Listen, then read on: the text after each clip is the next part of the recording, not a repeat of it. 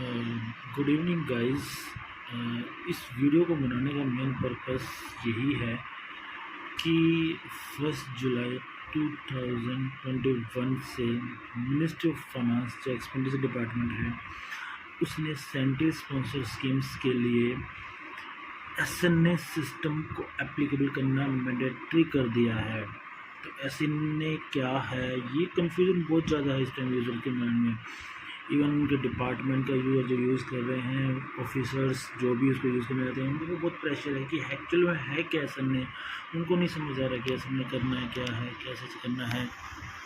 तो इस वीडियो में बेसिकली मैं आपको ये क्लियर करूँगा कि एसएनए है क्या और वो कैसे वर्क करेगा।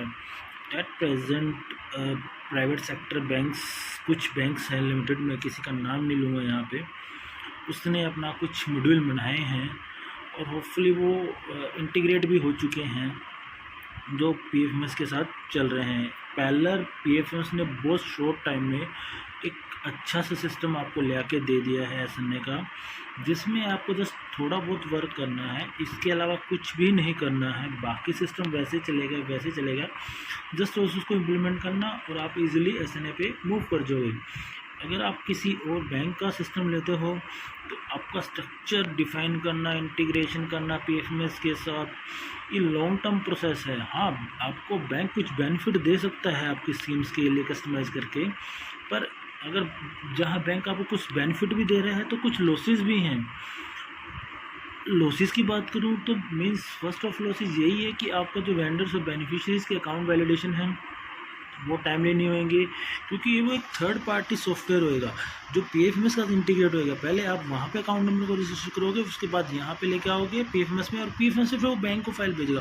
तो ये टाइम कंज्यूमिंग प्रोसेस हो जाएगा। सेकेंड, कि कोई भी सॉफ्टवेयर अभी तक आधार बेस्ड ट्रांजेक्शन के लिए आधार बेस्ड ट्रांजेक्शन सोल्यूशन प्रोवाइड नहीं कर सकता, क्योंकि एज पर आईटी एक्ट कोई भी प्राइवेट बैंक आधार को सेव नहीं कर सकता अपने स्टोर एंड पे।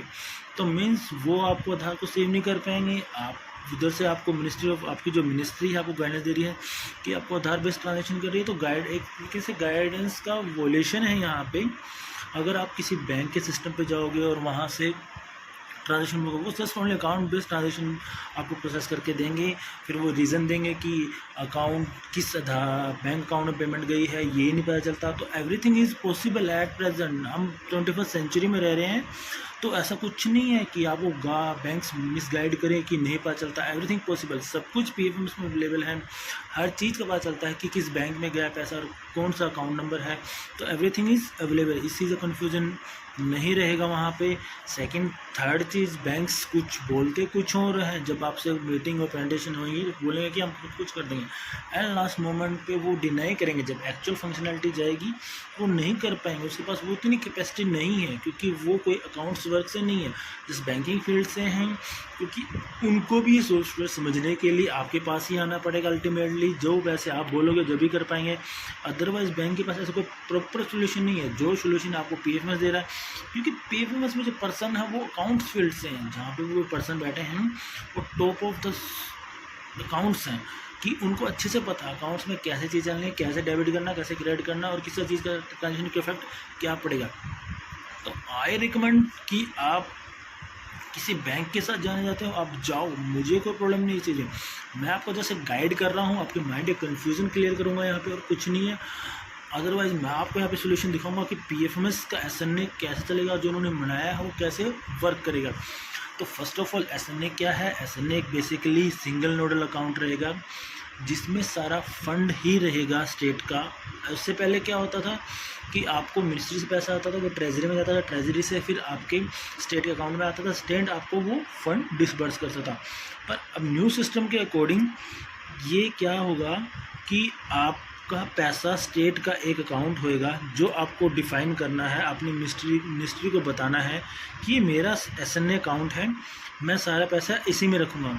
चाइल्ड लेवल का कोई एजेंसी अकाउंट नहीं रहेंगे, वहाँ उनके सभी अकाउंट्स क्लोज कर दिए जाएंगे। और सेकंड थिंग, जिस बैंक में आप SNA का अकाउंट खोलेगा स्टेट, उसी अकाउंट उसी सिमिलर उसी बैंक में चाइल्ड एजेंसी को अकाउंट ओपन करने हैं। तो यहाँ पे दो ऑप्शन हैं एजेंसी के लिए, या तो वो अपनी चाइल्ड एजेंसी का अकाउंट ना ओपन करे, सारी ट्रांजेक्शन अपने मेन अकाउंट से हिट करवाए। अगर मेन अकाउंट से हिट करवानी है तो उसके लिए रिकन्सिलेशन करना इज़ ए बिगेस्ट चैलेंज, क्योंकि उसे नहीं पता होगा कि वो जो ट्रांजेक्शन किस एजेंसी ने करी है और वो रिवर्सल किसका आया है, तो इसको आइडेंटिफाई करना बहुत मुश्किल है। Second thing, zero balance account, जो ऑप्शन दे रखा है कि उसी बैंक में आप जीरो बैलेंस अकाउंट ओपन करो। जीरो बैलेंस अकाउंट ओपन करेंगे तो बेसिकली ट्रांजेक्शन उसके थ्रू रूट करेगा। एक कॉन्सेप्ट और लेके आए हैं बैंक यहाँ पे, वर्चुअल अकाउंट्स। ये कहीं गाइडलाइंस में डिफाइन नहीं था। वर्चुअल अकाउंट क्या है? वर्चुअल अकाउंट बेसिकली कोई वर्चुअल अकाउंट डेबिट के लिए नहीं होता है, वर्चुअल अकाउंट होता है क्रेडिट के लिए। बहुत सी फर्म्स, जो बिग फर्म्स हैं, वो क्या करती हैं, बैंक के में जाके एक वर्चुअल अकाउंट ओपन कराती हैं। जब भी उनका क्लाइंट कोई पेमेंट करता है तो उस फर्म को पता चल जाता है पेमेंट कहाँ से आई है। तो अभी बैंक्स ने क्या करा, कुछ स्टेट्स में प्रेजेंटेशन दी तो उन्होंने एक अलग से कॉन्सेप्ट ऐड कर दिया कि वर्चुअल अकाउंट भी देंगे। तो वर्चुअल कोई अकाउंट नहीं है, जस्ट ओनली वो आपको जैसे कंफ्यूज कर रहे हैं, इसके अलावा कुछ नहीं है। अल्टीमेटली वो आपके मेन अकाउंट से ही ट्रांजेक्शन को हिट करवाएंगे, इसके अलावा नथिंग। वो आपको कोई बैंक स्टेटमेंट नहीं दे सकते वर्चुअल अकाउंट की, ये ध्यान रखना। आप जब इसको लाइव करोगे, जब आपको एक्चुअल फेस पर लगेगा, जब पता चलेगा कि हाँ ये इस वीडियो में बोला गया था, उस राइट बोला गया। तो वर्चुअल अकाउंट अभी तक कोई ऐसा वर्चुअल अकाउंट किसी बैंक ने, प्राइवेट बैंक ने अभी तक अपना SNA सिस्टम जहाँ एप्लीकेबल करा है, उन्होंने कोई वर्चुअल अकाउंट नहीं दिया। उन्हें जस्ट जीरो बैलेंस अकाउंट दिए हैं या स्टेट के मेन अकाउंट से डेबिट करे हैं। अब बात होगी SNA क्या है, आपको पता चलेगा कि सारा पैसा यही रहेगा, चाइल्ड एजेंसी के पास कोई पैसा नहीं जाएगा। जस्ट उनको क्या मिलेगा, उनको एक लिमिट मिलेगी कि आपको इतनी लिमिट असाइन कर दी जा रही है और ये आपके एक्सपेंडिचर हेड की अप्रूवल है।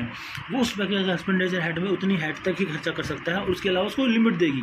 अगर किसी एजेंसी को 3000 की लिमिट दी गई है और 2000 रुपये का एक हेड में अप्रूवल है, तो वो उस हेड में 2000 का खर्चा कर सकता है। फर्दर वो किसी हेड में और खर्चा, जिसकी 1000 की उसको लिमिट सैंक्शन है, तो वहाँ पे कर सकता है। तो ये लिमिट उसको उसका स्टेट हेडक्वार्टर डिसाइड करे कैसे देनी है, कैसे इसको डिस्ट्रीब्यूट करना है। ये PFMS में प्रोविज़न दे दिया गया है इस चीज़ का, लिमिट और एक्सपेंडिचर लिमिट दोनों चीज़ें ऑप्शन अवेलेबल है। तो बेसिकली PFMS ने अपना SNA मॉड्यूल बना दिया है। तो उसके लिए ये अभी जस्ट लाइव ही हुआ है, तो ज़्यादा यूज़र्स को नहीं पता होगा कि करना कैसा है। इसमें दो तरह के यूज़र का रोल रहेगा।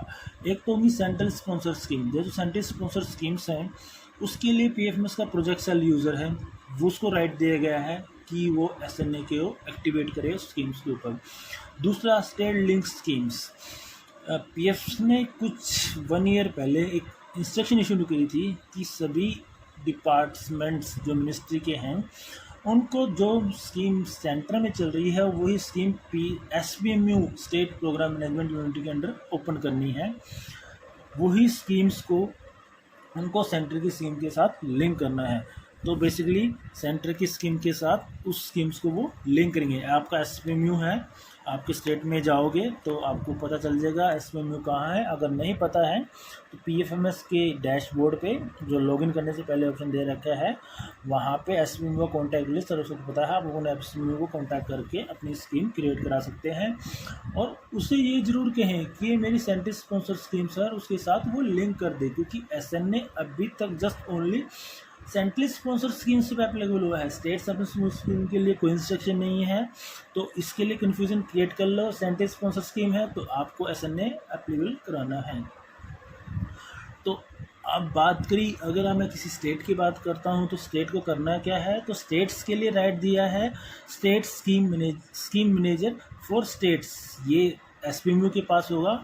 तो उनको करना क्या है और जाना कहाँ पे है, उनके पास लॉगिन में एक ऑप्शन होगा मास्टर के अंदर जो ऑप्शन होगा उनके पास DBT मास्टर, और DBT मास्टर के अंदर उनके पास ऑप्शन होगा पेमेंट पैरामीटर सेटिंग।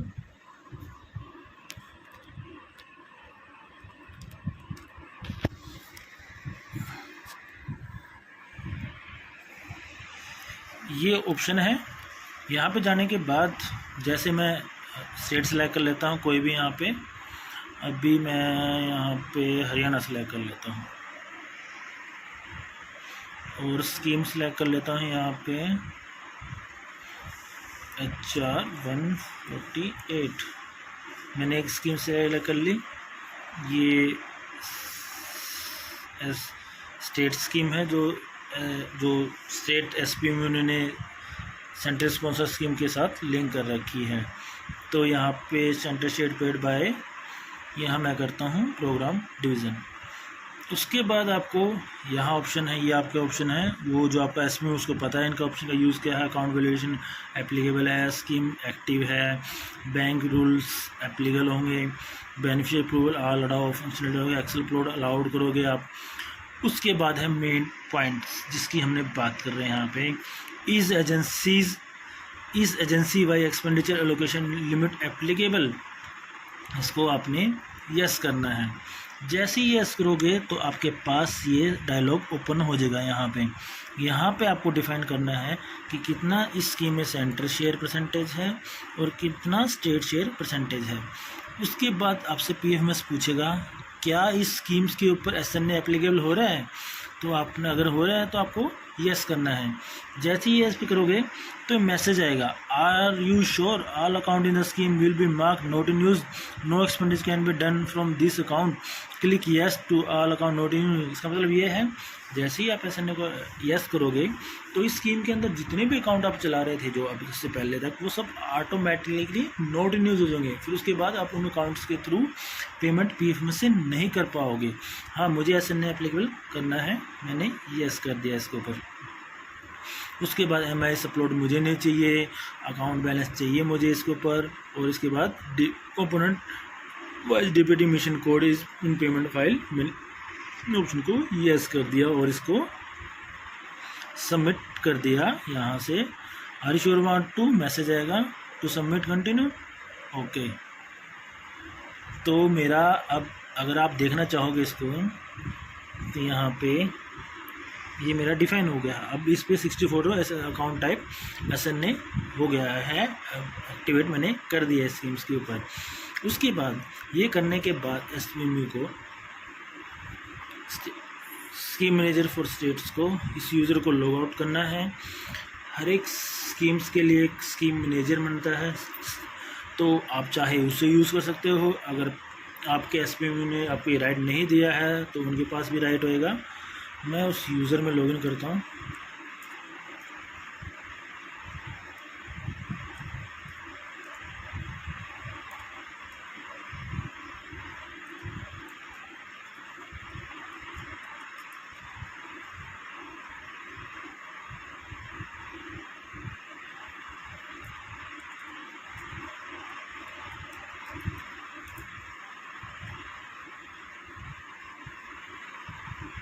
लॉगिन करने के बाद आपने SNA स्कीम्स पे एक्टिवेट कर दिया है। उसके बाद करना क्या है, आपको अपनी स्टेट नोडल एजेंसी डिफाइन करनी है स्कीम्स के साथ। तो इसके लिए आपको जाना है एजेंसीज़ में, एजेंसी मैपिंग का ऑप्शन है यहाँ पे।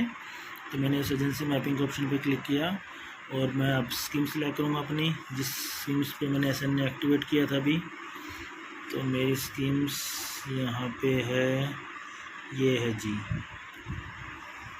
ठीक है। मेरी हायरार्की स्टेट लेवल की एजेंसी है तो मैं स्टेट लेवल पे इसको करूँगा।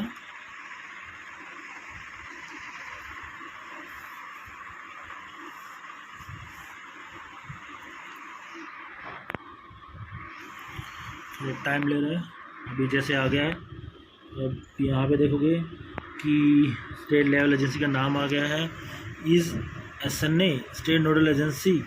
तो इसको मैंने क्या कर रखा है यहाँ पे, यस। मैप यहाँ पे क्लिक करूँगा और इसको इस एजेंसी पे, बेसिकली आपके केस में नो होगा। एक चीज़ और आपको क्लियर कर दूँ कि SNA के लिए मल्टीपल स्कीम्स के लिए एक एजेंसी SNA हो सकती है। तो मैं इस स्कीम्स के लिए भी इसको एक्टिवेट करना चाहूँगा। तो मैप, तो आगे SNA in the state Haryana. तो ये मैसेज आ गया कि आपका पहले से ही एजेंसी SNA के लिए ID active in the state आ रही है, ठीक है। ये मेरा काम हो गया है।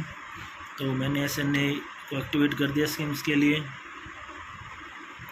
अब मैं स्टेट के एडमिन में लॉगिन करूँगा, स्टेट एजेंसी के एडमिन में लॉगिन कर रहा हूँ यहाँ पे।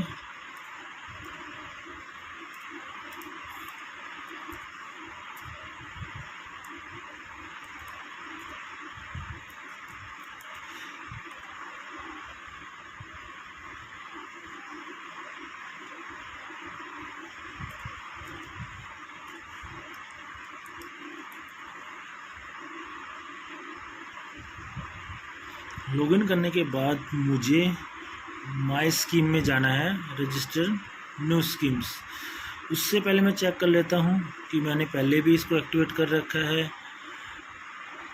HR 148 मेरी स्कीम्स है, उसको SNA के लिए मैंने एक्टिवेट कर रखा है या नहीं। तो मुझे मिला आंसर नो, कि अभी मैंने उसको एक्टिवेट नहीं करा है SNA के लिए। तो मुझे जब एडमिन एजेंसी में स्टेट में लॉगिन करने के बाद माई स्कीम्स रजिस्टर्ड न्यू स्कीम्स में जाना है। यहाँ जाने के बाद मुझे अपनी स्कीम सेलेक्ट करनी है। HR 148 स्कीम आ गई। I will receive from state government. फिर उसके बाद आपको क्लिक करना है यहाँ पे चेक SNA डिटेल। तो बाय डिफ़ॉल्ट मैंने ये आ गया मेरे पास ऑप्शन, आपको यहाँ पे दिख रहा होगा स्टेट नोडल अकाउंट्स, और मैंने जिस बैंक अकाउंट उसमें डाला था वो यहाँ पे आ गया है यहाँ पे। तो मुझे अब वो अकाउंट नंबर डालना पड़ेगा यहाँ पे, उस बैंक का अकाउंट नंबर जिसको मैंने SNA डिफ़ाइन किया था।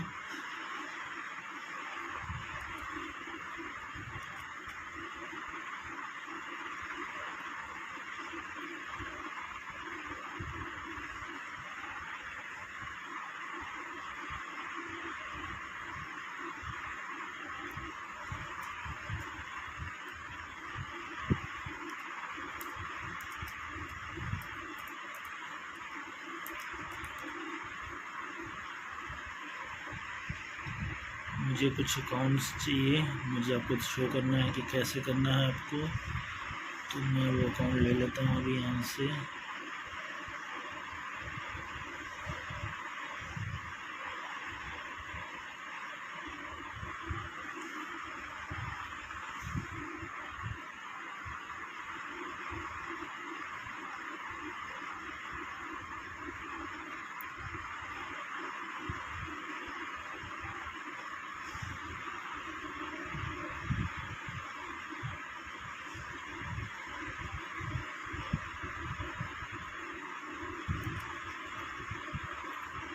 तो आपको जैसे मैंने वो अकाउंट ऐसे स्टेट नोडल अकाउंट डिफाइन कर दिया था HDFC बैंक का। तो मैं यहाँ पे अपनी ब्रांच डालूँगा, जिस ब्रांच में अकाउंट है CHAULA।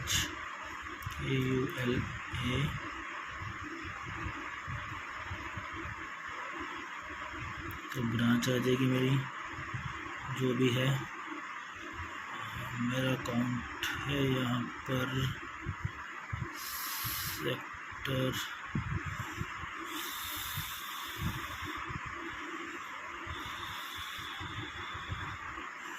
11।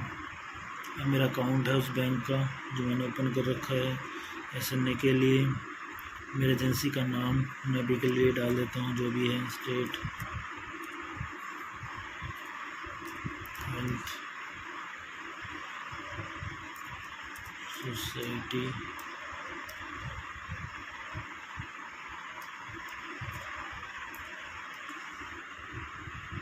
यहाँ पे agencies wise scheme component mapping पे क्लिक करना है आपको। तो आपके जितने कंपोनेंट मैपिंग है उसके साथ ओपन हो जाएगा। क्लिक करना है सेव, और उसके बाद आपको क्लिक करना है सेव। तो मैसेज आएगा new account added will scheme visible under manage scheme after login into PF में। तो आपका वो अकाउंट ऐड हो गया है SNA वाला। तो मुझे यहाँ से लॉग आउट करना है इसको। तो मैं अपने जैसे ही आपने उस स्टेट एडमिन से अकाउंट्स को ऐड किया है, तो जो भी आपका स्टेट स्कीम मैनेजर होगा, एस पी में होगा, तो उसके पास राइट आएगा उसको स्कीम्स को अप्रूव करने का। तो आप देखोगे जब वो अप्रूव करने जाएगा तो स्कीम दिखाएगा आपको, bank account number, current status जो भी दिखाएगा वहाँ पे, और वो अकाउंट टाइप आपको यहाँ पे क्लियरली मेंशन करेगा SNA। तो आपको जस्ट नीचे जाके उसको अकाउंट्स को अप्रूव करना है यहाँ पे, जस्ट ओनली। तो ये आपका अकाउंट हो गया अप्रूव। तो जैसे ही अब उसका अकाउंट अप्रूव कर दिया है स्टेट एजेंसी का SNA वाला SPM ने, उसके बाद उस एजेंसी को राइट हो जाएगा कि वो अपने चाइल्ड एजेंसीज के अकाउंट्स को उसमें ऐड कर सकता है। तो उसके लिए क्या करना पड़ेगा, उसको अपने चाइल्ड एजेंसीज, जो भी चाइल्ड एजेंसी है उसके अकाउंट्स में लॉगिन करना है। तो एडमिन में मेरे पास कुछ आईडीज थे, मैंने लॉगिन करा।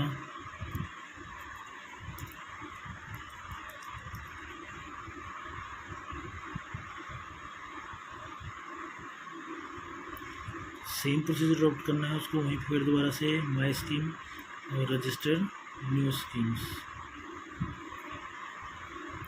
सेलेक्ट करनी है। फर्स्ट ऑफ ऑल HR 148, और उसके बाद आपको वो फंडिंग एजेंसी जहाँ से उसकी एलोकेशन मिलेगी आपको क्लिक करना है, सर्च। तो आपकी जो स्टेट हेल्थ से मिलेगा आपको, फिर आपने क्लिक करना है चेक SNA डिटेल्स। तो आपका वही स्टेट्स अकाउंट होगा जिसको SNA डिफाइन किया था। आप बेसिकली आप तो जीरो बैलेंस अकाउंट के साथ जाने जाते हैं सेम बैंक में, तो उस पर क्लिक किया आपने, उसकी ब्रांच जहाँ पे भी ओपन है,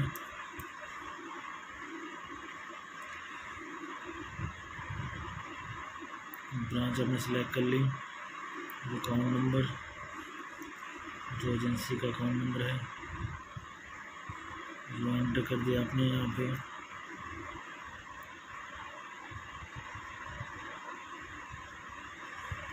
ये सारा काम उस चाइल्ड एजेंसी को करना है जिसको अपने उस SNA के under zero balance accounts open किए हैं।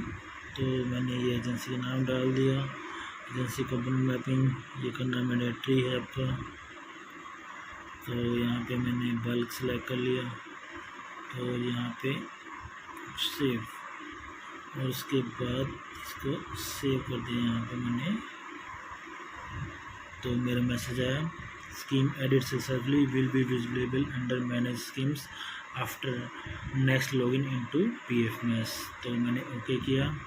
तो अब मुझे जाना कहाँ पे है, अब मुझे अपने एडमिन में लॉगिन करना है स्कीम्स के जो स्टेट के पास राइट है, तो उसमें लॉगिन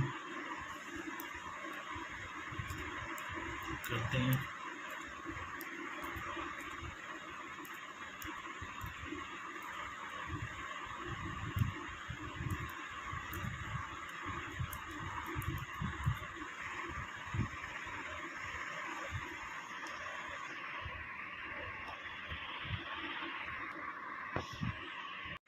तो हम लॉगिन करते हैं अब स्टेट एडमिन में।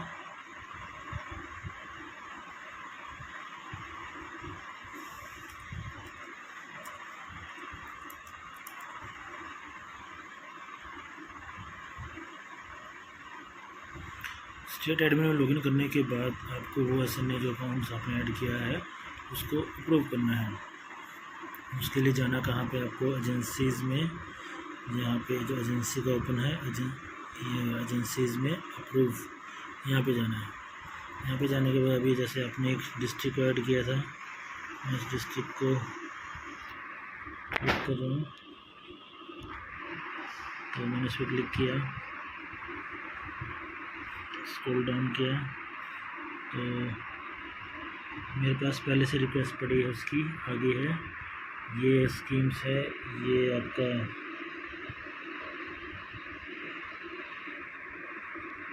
जैसे मैंने बताया था आपको कि एक एजेंसी जो हम मल्टीपल स्कीम्स के लिए ऐसे नहीं हो सकते। तो मेरे पास मल्टीपल स्कीम्स थी, तो मैंने दोनों स्कीम्स के लिए उसमें जीरो बैलेंस अकाउंट्स ओपन करे हैं डिफरेंट बैंक्स में। ये ज़रूरी नहीं है कि आपको एक स्कीम का अकाउंट जिसको ऐसे नहीं दे रखा है उसी को दूसरे देना, आप चाहो तो दूसरे बैंक को भी ऐसे का अकाउंट दे सकते हैं। पीएफएस ने ऐसा इंस्ट्रक्शन कोई नहीं लगाया है, तो मेरे पास दोनों अकाउंट है, तो मैं आप उनको अप्रूव कर सकता हूँ। यहाँ पे अप्रूव करने के बाद ये आपको अकाउंट टाइप जीबी दिख रहा है, जीरो बैलेंस अकाउंट्स अप्रूव, और मुझे मैसेज आया ओके। पीएफएस ने एक वैलिडेशन लगा रखा है इसके ऊपर, यहाँ पे account is not valid from bank, कि जब तक अकाउंट बैंक से वैलिड नहीं होगा तो आप उसको अप्रूव नहीं कर सकते। वो कैसे पता चलेगा? आपको ये घड़ी का जो साइन दिख रहा है यहाँ पे पेंडिंग, ये ग्रीन कलर का साइन दिखाएगा, जब लास्ट में दिख रहा है ना ग्रीन कलर, ऐसे साइन आएगा तो मीन्स आप उसको अकाउंट वैलिडेट हो गया है बैंक से और आप उसको अप्रूव कर सकते हैं। ये काम हुआ एक एजेंसी के, चाइल्ड एजेंसी काम करना, ये सिमिलर वर्क आपको हर एक एजेंसी के लिए ऐसे ही करना है। अब बात हुई कि ये सब कुछ हो गया, अब ड्राइंग लिमिट देने की बात हुई, तो मैं आपके scheme manager for states for schemes particular schemes के लिए है, उसमें लॉगिन करता हूँ।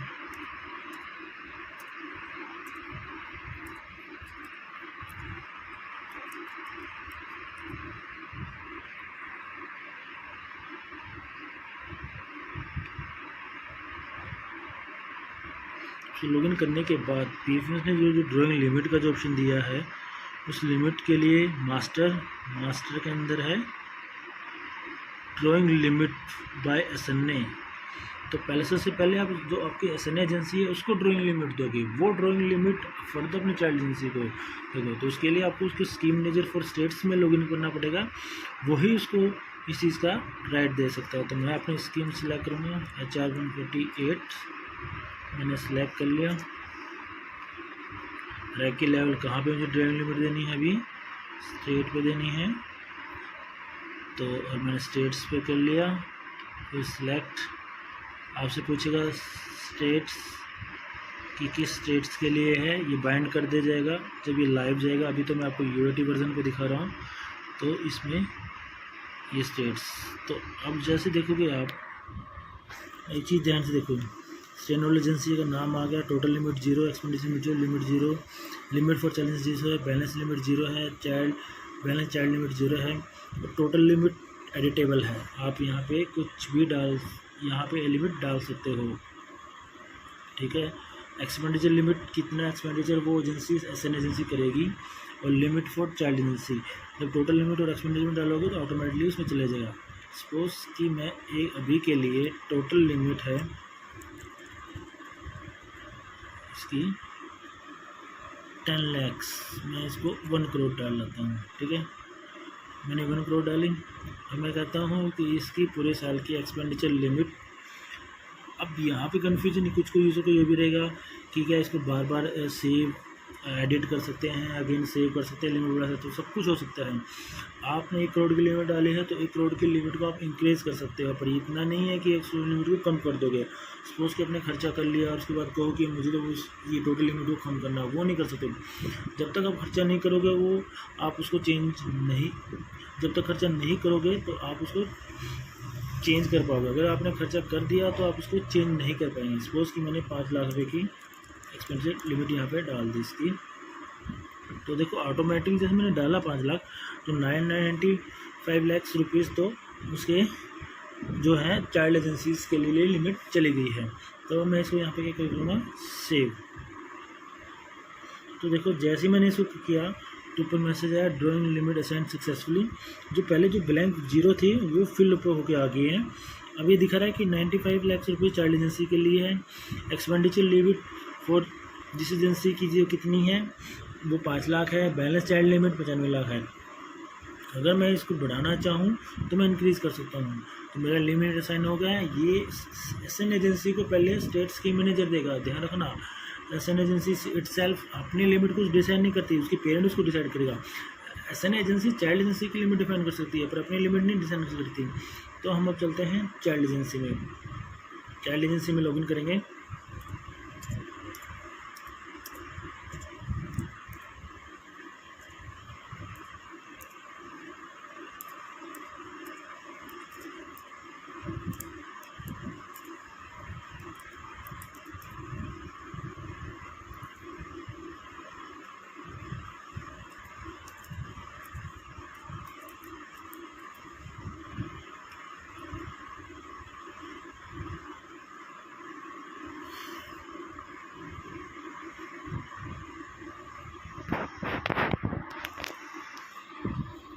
अब चाइल्ड एजेंसी भी अपनी लिमिट देगा, अपनी एसएन एजेंसी चाइल्ड एजेंसीज को, तो उसका ऑप्शन का है स्टेट एडमिन एजेंसी में, ये मास्टर में जाके और ड्राइंग लिमिट बाय एसएनए, तो यहाँ पे जाके आपको स्कीम सेलेक्ट करनी है जो HR 140 आपने सेलेक्ट करी थी, किसको लिमिट देनी है, अपने डिस्ट्रिक्ट को लिमिट देनी है, आपका स्टेट हरियाणा है जी, ये आपने सेलेक्ट कर लिया यहाँ पे, और आपने अब सर्च एजेंसी पे क्लिक करना है। तो यहाँ पे रिकॉर्ड क्यों नहीं आ रहा है, रिकॉर्ड नहीं आने का रीज़न ये है कि अभी तक वो अकाउंट वैलिडेट नहीं हुआ है। जैसे ही वो अकाउंट वैलिडेट हो जाएगा आपको वो एजेंसी रिफ्लेक्ट होने स्टार्ट हो जाएंगे यहाँ पे, तो जिसको आप लिमिट दे पाओगे। तो ये है इसका PFMS का SNA मॉड्यूल, जहाँ पे चाइल्ड एजेंसीज को लिमिट देना, अकाउंट इंडिकेशन देना, स्कीम्स को एक्टिवेट करना, फिर SNA सब कुछ वगैरह। नेक्स्ट वीडियो में मैं आपको एक्सप्लेन करूँगा कि इस SNA की लिमिट को, एक्सपेंडिचर लिमिट को कैसे यूटिलाइज करना है, उसके मॉड्यूल जो आपको पता है PFMS के DBT और EAT मॉड्यूल में कैसे यूज़ करना है। Thank you very much for liking this video, please subscribe. और एक बात और करना चाहूँगा कि आप अपना SNA जब भी डिसाइड करना चाहो तो बेस्ट वे है कि आप सब चीज़ों को एनालाइज ज़रूर करना। कि मैं ये नहीं कह रहा हूँ कि आप PFMS के साथ जाओ, बैंक के साथ जाओ, पर मैं इतना ज़रूर कह रहा हूँ जो भी यूज़ करो उसको प्रॉपरली टेक्निकली व्यू ज़रूर करना है, क्योंकि ये सिस्टम तो PFMS तो ऐसा है कि कहीं नहीं जाएगा, गवर्नमेंट एजेंसी है, डिपार्टमेंट है, कहीं नहीं जाएगा, हमेशा रहेगा। अगर आप किसी और बैंक के साथ जाओगे और किसी और पार्टी के साथ जाओगे तो मस्ट है कि वो चीज़ें फुलफ़िल बहुत मुश्किल होनी है आज के टाइम में। अभी हर एक बैंक इस चीज़ में रेस में लगा हुआ है कि मुझे अकाउंट मिल जाए स्टेट का, मुझे स्कीम का अकाउंट मिल जाए, तो आपको बाद में परेशानी होगी। वन टाइम के लिए दे दिया, आपने सोचा कि कर देंगे, पर इतना इजी नहीं है इस कॉन्सेप्ट को अप्लाई करना, बहुत टाइम लगेगा इसको समझने के लिए यूज़र्स को। तो थैंक यू वेरी मच।